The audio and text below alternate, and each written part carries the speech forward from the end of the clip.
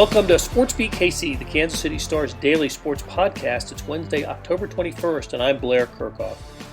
College football is on the agenda today, and we start with the Sunflower Showdown, the annual clash between Kansas State and Kansas. The game's in Manhattan this year.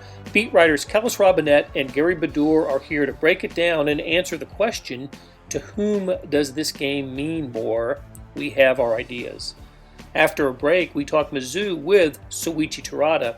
The Tigers have a big game on Saturday in Columbia against Kentucky, the program that's frustrated them more than any in the SEC over the last 5 years. So it's a college football day, and let's get started talking Sunflower Showdown. Kellis, Robinett, and Gary Bedore are here, and we're going to talk about the Sunflower Showdown. The Sunflower Showdown.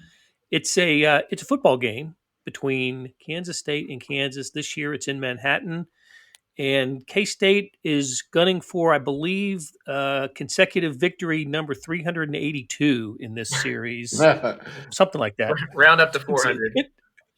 It's around there. So, it's not. I guess for anybody who knows the history of the series, Kansas leads it overall, right, by 20 or so wins, or maybe 15, but Kansas State's won all of the games just about over the last 25 or 30 years, except for that brief stint with Mark Mangino. So, what is this? What is this game? What's the importance of this game? I would think for Kansas State, you got to keep it going. They're in the polls, and this is maybe the last opportunity where Kansas State's going to be a big favorite in the game. Is that right, Kellis?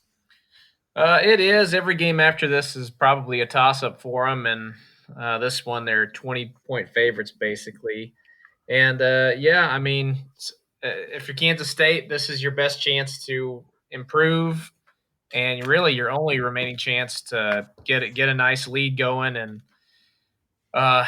get some young guys into the game and get them some experience that they might not otherwise get. Just from an overall traditional perspective, this is always a game Kansas State fans, they can't stomach to lose. They can't really even stomach to think about not covering the spread. And with all the positive momentum they've built here this season with their last 3 wins, beating Oklahoma, getting into the rankings, they got to keep that going with their hardest game still coming up. Yeah, it gives Will Howard a chance, too, to get more game reps, right? And that's pretty big for the freshman quarterback when he faces the rest of the season. So, and Gary, you've covered many KU K-State football games, and you've seen KU lose many KU K-State football games, and their chances of winning this one are slim anyway. But they decreased with the news this week that Puka Williams has opted out. What do we know about that? Well, he cited family health reasons. His mother, he said, was the most important thing. So he opted out and will be going back to Louisiana, which is pretty crazy when you think about it. It's a 0-4 team that's been blown out in every game, and they've got a first-team All Big 12 running back who has just left the team. It would almost sound like rock bottom, for the program. And here it's only year 2 of the Les Miles era. Now, you can't really blame a guy for going home for health reasons of a family member, but that doesn't really happen very often with guys that were preseason Heisman. I mean, he wasn't going to win that, but again, first team All Big 12 2 years in a row. He hasn't had a good game yet. He's under 200 yards for the season rushing, but he did return a kickoff 92 yards for a touchdown last week. But anyway, that you would think KU would be going into Manhattan kind of shaken even more than an 0-4 team that's been blown out 4 straight games. So that's pretty much what's going on here. Puka's gone, and he was the guy the small fan base that follows football really loved. So it's kind of like I said, maybe rock bottom. Wasn't it last year they lost a running back right before they played TCU and just got mauled in that game? That's right. And I think it was Herbert who is starring for West Virginia right now. I mean, Virginia Tech. Was that his name? I didn't cover the team last year, but it I was. believe so. Yeah, I know he transferred to Virginia Tech. So Yeah, that's him, and he's excelling for them. So that's another crazy thing about this season. This guy that left in the middle of the season is now doing very well. He was okay here Yeah, too. Khalil Herbert. Yeah. Remember? Yep. So yeah, a blow for Kansas in a season where they don't need additional bad news. Um, you know, Gary, you and I, we've been covering KU football and basketball games, or going over there for games for a long time. And there was a time when this game was kind of a toss up, right? The Glenn Mason, Bill Snyder early years, it was a coin flip type of game, and there were some competitive games.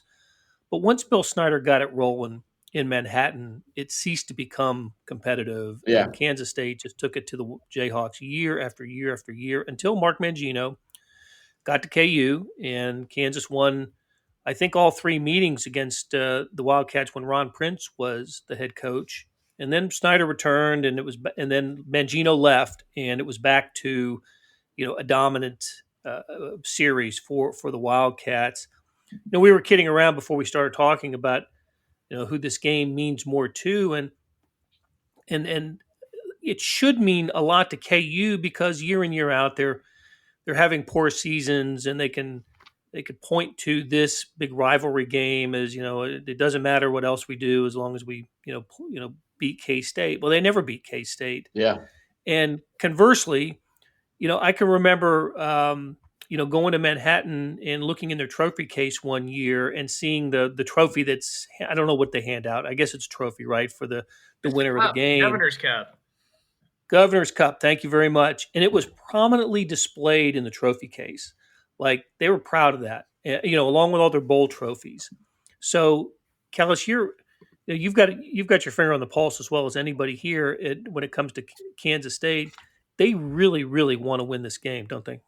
Yeah, and that really goes back to the way Snyder approached it. You mentioned that, not only did he display it prominently in their main trophy showcase. If you ever walked into the old football facility here, they had one trophy case in the front entrance area, and it was reserved solely for the Governor's Cup. And when Kansas State lost, when the few occasions they lost the Sunflower Showdown, that case went empty all year. They didn't put one of their Big 12 trophies in there or something else. No bowl trophies, just set empty as a daily reminder to every player that they lost that game.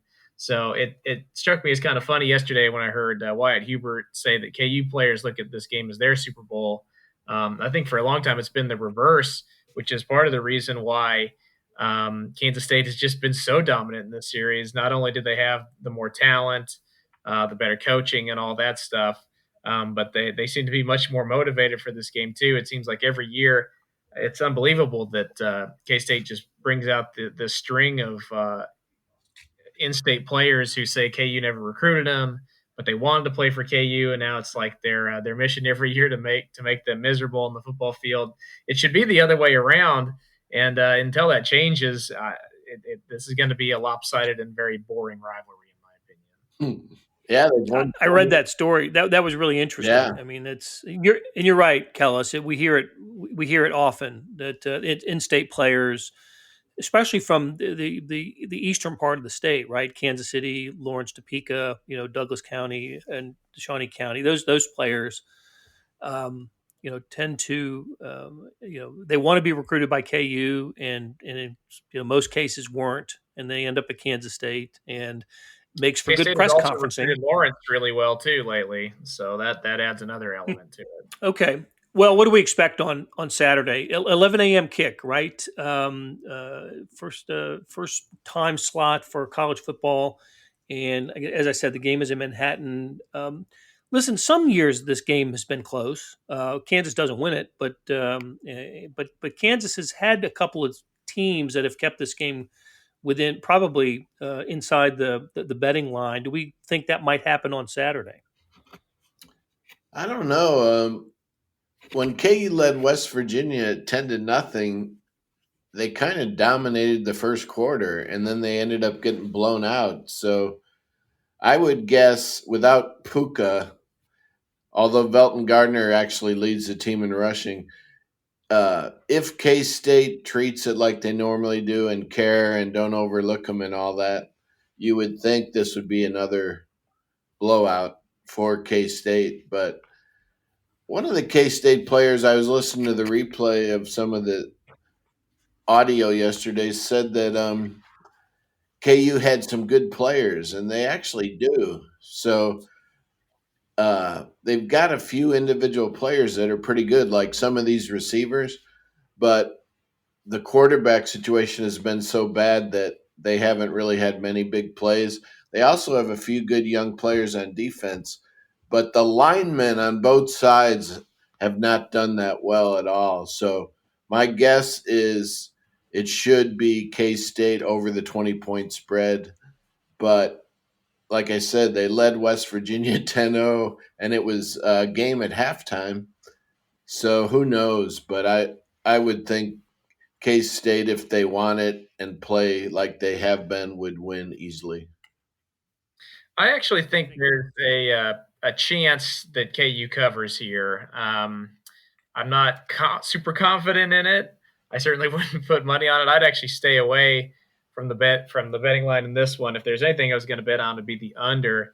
And the reason I say that is just because historically over the last couple of years, Kansas State really hasn't. The days of them beating KU 64-0 haven't been there. Last year they win by 28. Year before that by 4. Year before that by 10. Year before that 15. I mean, none of those games were really ever like super in doubt, other than the 1-2 years ago. But KU, to their credit, found a way to at least cover the spread. And just looking back at both these teams in their last game, you got Kansas State with a freshman quarterback that only scored one offensive touchdown against TCU. And then Kansas, they're coming off a game in which they only scored one offensive touchdown against West Virginia, and that was on a fluky play with a tip pass. I think there's a possibility for this just to be a low-scoring kind of slog, maybe like 27-10, something like that, and KU covers that way. But that's also me maybe giving KU a little bit too much credit here because, just like Gary said, if you take away that 10-0 start, then it's a real blowout in West Virginia. And if that doesn't happen here, then maybe K-State does pull away. So I'm certainly not going to underestimate KU's ability to come in and just play so badly that K-State does win by a huge margin. But they haven't beaten anybody by more than 10 points all year. I think I just don't see like a 50-point margin coming. And we know Les Miles will be back on the sideline, right, Gary, after missing the West Virginia game? Everything was on target Monday. He was to return to practice. But we haven't heard anything since then. But, yeah, he should be there. Okay. Hey, let's switch it up to basketball real quick before we exit. KU's Late Night in the Fog has a date, and it doesn't really have a site, though, does it? Gary, tell us about Late Night in the Fog. 7 p.m. Friday. It'll be streamed on KU Athletics on Facebook, and I believe it's on some TV stations. It's already been taped, most of it, I heard. So there won't be anything live going on in the field house. I think they've already even had their little 10-minute scrimmage. So it's a TV show that will have, some of the – I think they'll do one skit even. Self usually is interviewed during the scrimmage, a short little scrimmage. The women will scrimmage too, but it's made for TV, and it'll be on 7 o'clock Friday, Allen Fieldhouse. But at that actual time, nothing will be going on in Allen Fieldhouse because it's already over. It's taped. Gotcha. Okay. Yeah, another COVID-affected event, as they all are. So. And Kellis, the Big 12 SEC Challenge Series pairings announced earlier today. When I saw that and I saw where Kansas State's playing Texas A&M, I thought, is A&M back in the Big 12? Because it seems like they always play Texas A&M. When do they not play Texas A&M? It's unbelievable. This will be like their 7th meeting since they left the conference. I know, and KU at Tennessee. That's a big challenge. Tennessee's supposed to be really good this year, aren't they, Gary? Yeah, they are, and KU leads the all-time series 4-1 with most of the games recent. So Tennessee under Rick Barnes is going to want that one badly. Should be a good game in Knoxville. And Missouri, we'll talk to Suichi Terada here in a second, but Missouri back in the Big 12 SEC Challenge, taking on TCU, one of the other marquee games. Baylor against Auburn looks like would be a good game as well. So, okay, for Kellis, Robinett, and Gary Bedore, it was great talking to you guys, and we will do it again soon. Hey, it's Blair. We have a special subscription offer for SportsBeat KC listeners, unlimited digital access to the Kansas City Star's award-winning sports coverage. Sign up now for 1 year of Sports Pass for access to all the sports news, features, and columns presented on the kansascity.com site, and it's only $30. That's a 40% savings off our regular rate. Your subscription will automatically renew after the initial term at $50 unless you tell us to cancel. Your subscription helps support the sports coverage of kansascity.com and the Kansas City Star, and that support has never been more important. Please visit kansascity.com/SportsBeatKC offer to get this special offer. And as always, thanks for listening.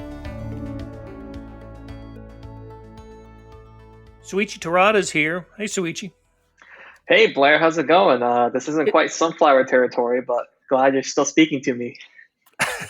It's the big one in Manhattan this weekend. KU, K-State, not really that big. It's not, and it's not because Kansas football has been so bad for so long that it's just not. I mean, I know you're familiar with Michigan State, and there are great college football rivalries around the country. Kansas State is a rivalry. It's not a great rivalry. In football, it just isn't. So, and Kansas fans would say in basketball, it's the opposite, right? I mean, the Jayhawks just dominate in hoops, but it's too bad because it's the one game that when seasons aren't going well, which is the sort of a definition of a rivalry. When your season's not going well, at least you have that game, but they don't have that game. So. Blair, the more you speak about KU football on this podcast, I think a lot of Mizzou fans will be happy. So, well, if you diss them, right? So, all right, but let's talk about the big game. It's not KU, but UK that Missouri has coming up on Saturday. Big game as far as I'm concerned for both programs that have found some footing after rough starts. I mean, this is kind of a sneaky good game, isn't it? Yeah, I mean, I'm glad there is a game. I think just with the, tipsing turning, you go from Vanderbilt, Florida, Kentucky to not Vanderbilt, Kentucky, then Florida. So a lot for the Mizzou football team to just kind of adjust on the fly. But I guess that's 2020. But yeah, Blair, I mean, I'm really looking forward to this game. Kentucky's right around a 6-point favorite, which seems right about maybe right. I think maybe if it was a little closer, Mizzou fans would probably be happier. I had a few people tweet at me, "Hey, I would take Mizzou with that line all day," and I'm like, well, Kentucky's kind of coming off a couple of great wins, against Mississippi State and Kentucky, or not Kentucky, excuse me, Tennessee. But you know what, Blair? I'm writing a story right now that should kind of go up within the next few hours. Kentucky has forced 9 turnovers in the last 2 games. They've given up 9 points, and 2 of those points were on safety, so that's not on the defense. So that Wildcats defense, for better or for worse, is playing great, and that's kind of an anomaly in the SEC right now, just because of what we've seen in scores and coaches being asked, about the scoring outburst. So yeah, like you said though, Blair, I'm looking forward to this game. One, and that is happening, but 2, it's kind of sneakily pretty good. The Wildcats have obviously had Mizzou's number for the past 5 years, but I think, new regime, new zoo, and all that kind of stuff. So maybe Mizzou has something maybe a little different compared to the past half decade. Yeah, a couple things. You mentioned the Kentucky turnovers. They didn't force any in their first 2 games, which they lost, and now they've forced a bunch in the next 2, which they won. And the line, I think, is where it is because there is a common opponent here, right? Tennessee, Missouri ends up losing by multiple scores to the Volunteers, and then Kentucky just puts a beat down on Tennessee. So I think that's where the perception maybe of the game comes from. And also, not that you read stuff like this when you go on betting line services on the websites, and look, Kentucky has won. Was it 5 in a row in the series? Yep, I think 5 in a row.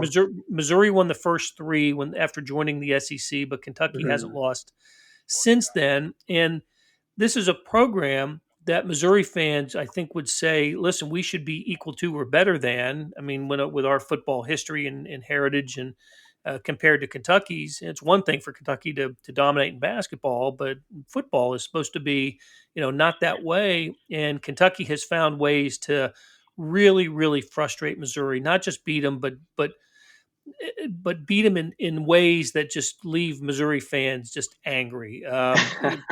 Plays at the end of games, it just doesn't seem right that Kentucky's won, that the breaks have gone Kentucky's way in the recent series with Mizzou. So maybe things change, but again, the perception is such that Kentucky's playing really good ball right now. But heck, Missouri's had 2 weeks. Will have had 2 weeks, right, to savor the LSU victory and to build off of that. And we know that there are some depth chart changes for the Tigers. Tell us about that. Yeah, Blair, first thing I just want to say, we won't talk too much about the 2018 game just because I know some Mizzou fans will start. My gosh. I'm sure we'll get some emails or tweets about even mentioning that game in a certain end zone as well. I know Mizzou fans hate.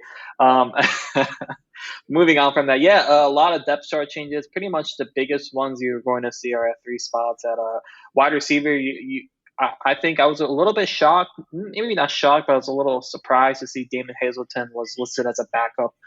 Then you have Deontay Booth-Smith, Kansas City native, Raytown guy, and Michael Wilson listed as co-starters. And then at the other starting wide receiver outside spot is Kiki Chisholm and Toski Dove. So obviously Chisholm and Hazelton missed the LSU game because of COVID-19 reasons. And that's kind of what happens, in 2020, and you can be knocked out 2 weeks. It is what it is. And maybe the depth chart is reflective of, just practice reps and all that, but that's kind of a surprising spot at wide receiver. And the other one is punt returner, just because, Mizzou has muffed 3 punts on the season so far. And that's, you just can't have that, especially, they were able to kind of make do with it against LSU, but really, that's, as Bear Bannister said, who muffed the punt against Alabama, that's unacceptable. So they'll have to fix that. And the last spot is on the defensive line. I mean, they're pretty banged up down there. Obviously, they were missing 3 of their top 4 defensive tackles against LSU. And they only really get 1 back just because Darius Robinson and Kobe Whiteside are still dealing with injury. So you see some shuffling there. Mizzou has actually kind of had this buck linebacker spot who hasn't had their hand on the ground. So that's Trajan Jeffcoat, who rejoined the team, this year during training camp and everything. And then you got Trey Williams on the DN spot. And then you got a lot more shuffling around. So I'm kind of curious to see how that D-line looks, because they played great against LSU, but we'll see how they are against this very stout Kentucky offensive line. And Kentucky is a run-first offense, so that's kind of where you have to hone in on, I guess, this Saturday. So we'll see how it goes. I think it's a good test for Mizzou, just because Tennessee and Alabama are 2 of the best, offensive line probably in the SEC, and Kentucky probably isn't too far behind them. So now that you're dealing with some injury bugs and you're coming off the LSU win, and you had a week to kind of heal up and everything, but this will be a very good test for Mizzou, I think, going forward the last 7 games of the season. And it's full steam ahead with Connor Bazelak, isn't it? Yeah, Connor. I didn't even mention it just because it would be weird. Obviously Mizzou didn't do it, but he did throw for more than 400 yards, 4 touchdowns.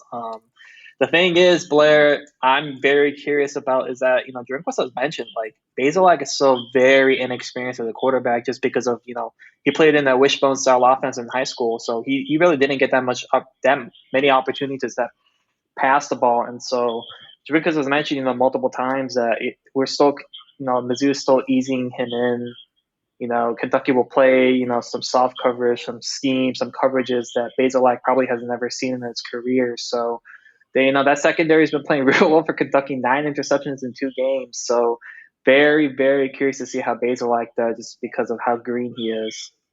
Yeah, but look, he certainly solved the LSU defense. Passed for more than 400 yards. Was the SEC Freshman of the Week for that week. Just a great start. And I guess we should say Terry Wilson, the Kentucky quarterback, got off to a really slow start and has really played well the last couple of weeks in the 2 victories for the Wildcats. So. All right, let's switch it real quick, Soichi. That the Big 12 SEC or SEC Big 12 basketball challenge schedule was released today, and it's not a common occurrence that Missouri is involved in this, right? All 10 Big 12 teams are always in it, and because there are 14 in the SEC, 4 have to sit out, and Missouri has done its share of sitting out of this challenge series, but they're back in it. Who are they playing, and what do we know about it? Well, Mizzou is playing TCU.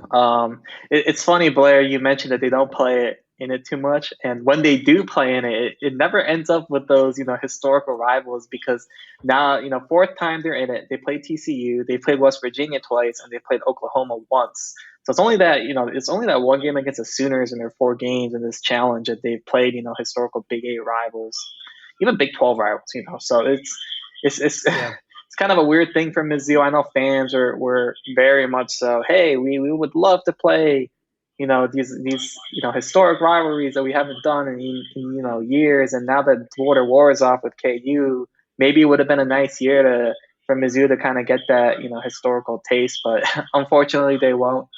It makes sense. So TCU finished 16-16. I wrote about it.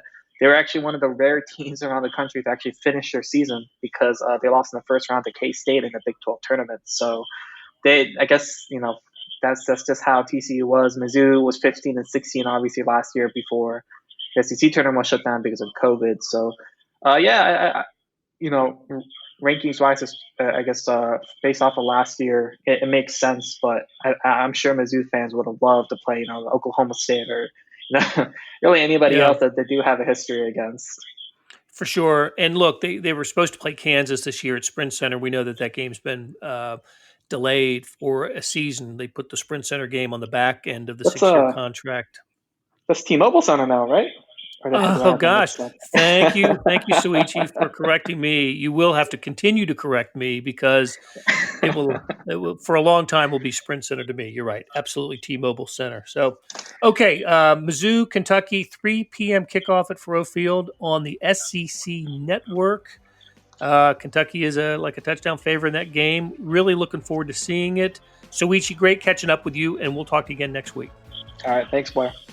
That'll do it for today. Thanks to our production staff of Derek Donovan, Randy Mason, Beth Welsh, Jeff Rosen, Chris Fickett, and Savannah Smith. A tip of the cap to Soichi Terada, Kellis Robinett, and Gary Bedore for talking Sunflower Showdown and Mizzou. Links to their stories can be found in the show notes and on kansascity.com.